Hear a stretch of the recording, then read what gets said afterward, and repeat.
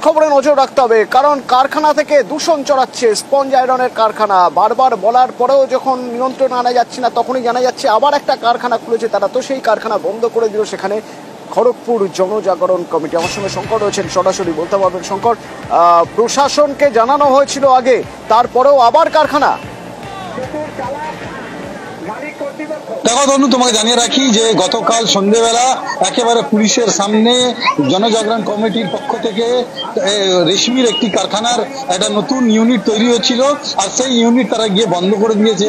তার কারণ জনজাগরণ কমিটির পক্ষ থেকে জানানো হয়েছে রেশমি যে নানার কারখানা রয়েছে তার মধ্যে বিশেষত একটি কারখানা, আর সেই কারখানাকে কেন্দ্র করে রীতিমতন দূষণ ছড়ানো হচ্ছে, নানা রোগে আক্রান্ত হচ্ছে বহু মানুষ।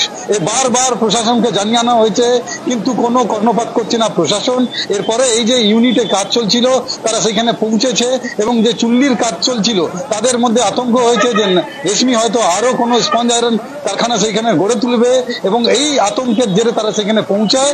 এবং এই জনজাগরণ কমিটির লোকেরা এই যে শ্রমিক যারা কাজ করছিল তাদের বের করে সেইখানে একেবারে ব্যানার লাগিয়ে দিয়েছে। তাদের দাবি, যতদিন কারখানা কর্তৃপক্ষ বা কারখানা ঊর্ধ্বতম কর্তৃপক্ষ তাদের সঙ্গে কথা বলবেন না, তাদের সঙ্গে বসে কোনো সুরাহা করবেন না, এই কারখানা তারা হতে দেবেন না। দরকার পড়লে তারা এর থেকে বৃহত্তর আন্দোলনে যাবে।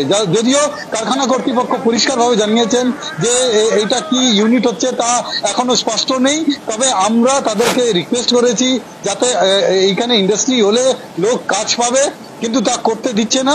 আমরা ঊর্ধ্বতম কর্তৃপক্ষের সঙ্গে কথা বলছি যাতে স্থানীয়দের যে সমস্যা রয়েছে তাদের সঙ্গে বসে সেটা মিটিয়ে নেয়।